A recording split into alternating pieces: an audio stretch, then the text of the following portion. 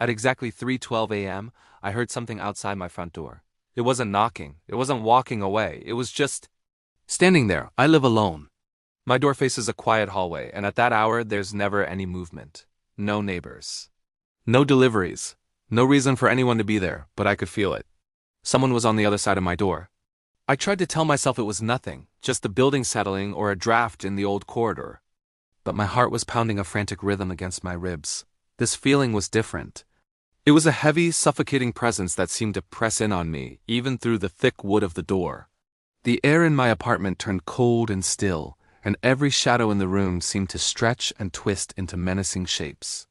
I was completely, utterly alone, with only a few inches of wood separating me from whatever was waiting in the darkness of the hallway. What woke me up wasn't loud. It was subtle, a soft shift of weight, like someone adjusting how they were standing. Just a faint creak of the floorboards outside my apartment. It was a sound so small I might have missed it if the night hadn't been so deathly quiet. I held my breath, straining my ears, desperate to catch another sound that would either confirm or deny my growing fear. I listened. No footsteps approaching. No footsteps walking away. No tapping on the door. No voice calling out. Just presence. An unnerving, solid feeling of someone being there. My eyes darted to my phone, the screen glowing in the dark. That's when I noticed the time. 3:12 a.m., the so-called witching hour. My mind raced, trying to find a logical explanation. Maybe it was a neighbor who had too much to drink and couldn't find their keys, but the silence was too perfect, too deliberate. It didn't feel like a mistake. It felt like a trap. I stayed completely still in my bed, pulling the covers up to my chin like a child hiding from a monster. Every tiny noise in the apartment, the hum of the fridge, a distant car sounded amplified, making me jump. The simple, familiar sounds of my home were no longer comforting. They were just distractions from the one thing I couldn't hear, the person who was still out there. I waited for something to happen. A knock. A voice.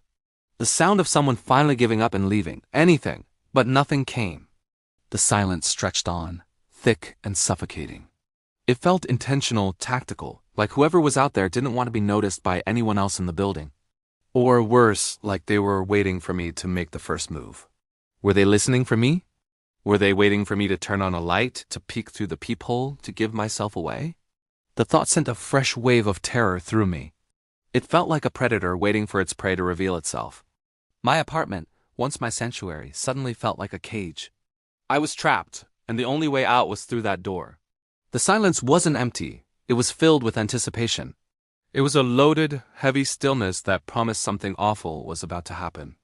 I could almost hear the other person's breathing, slow and steady, just on the other side of the door, a mirror to my own ragged, panicked gasps for air.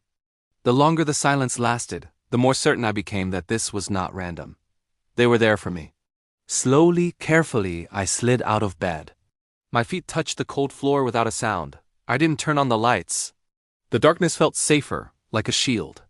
I crept through my living room, my body tense, every muscle coiled and ready to spring. I didn't check the peephole. I was terrified of what I might see, or worse, what might see me looking back. I just stood a few steps away from the door, staring at it, my eyes trying to pierce through the solid oak. And that's when I saw something that made my stomach drop and my blood run cold. A shadow, thin, sharp, and unmoving right at the base of the door, cast by the faint emergency light in the hallway. It was the shadow of a pair of shoes, whoever it was standing close, too close. Their feet were pointed directly at my door, just inches away from the threshold. They weren't pacing. They weren't leaning against the wall. They were standing there, facing my apartment, as if in silent, patient vigil. The sight was so simple, yet so profoundly terrifying. It was concrete proof.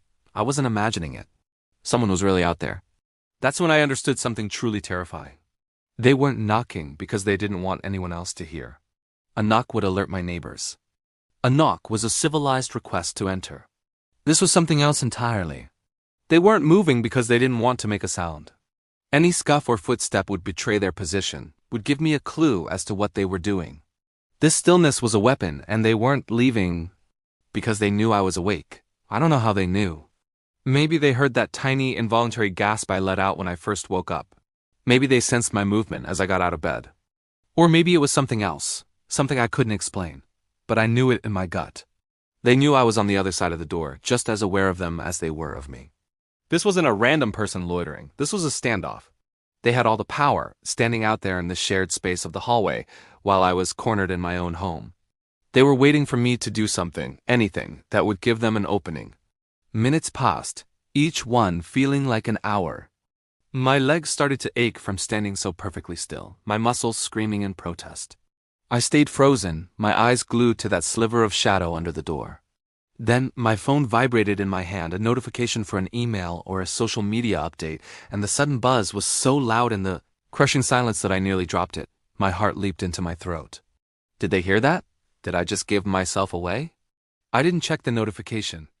I didn't move a muscle. I didn't even dare to breathe too deeply. I just waited, hoping, praying that whoever was outside would get tired, get bored, and leave. I imagined them out there, just as still as I was, a silent statue in the dimly lit hall. What did they want? The question echoed in my mind, but there were no answers, only the suffocating tension of the wait. Every second that ticked by felt like a victory and a defeat.